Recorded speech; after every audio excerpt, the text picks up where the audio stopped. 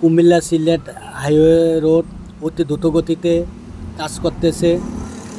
এখানে গাছ কাটার কারণে আসলে যাত্রীদের অনেক ভোগান্তি পোয়াতে হইতেছে। আবার আশেপাশে কারেন্টেরও বিদ্যুতেরও সমস্যা হচ্ছে। এটা খুবই গুরুত্বপূর্ণ মহাসড়ক।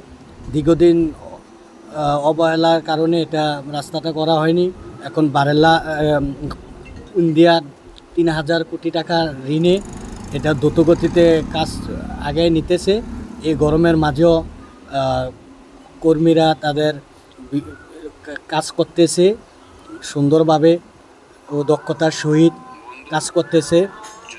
বিভিন্ন জায়গায় এক এক জায়গায় এক এক সময় কাটে, যাত্রীরা যেন হয়রানি না হয়।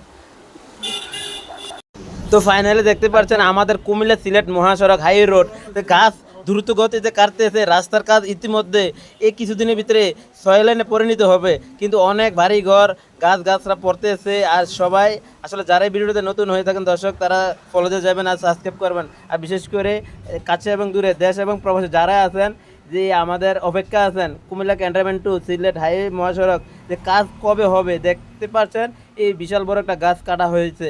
সবাইকে ধন্যবাদ।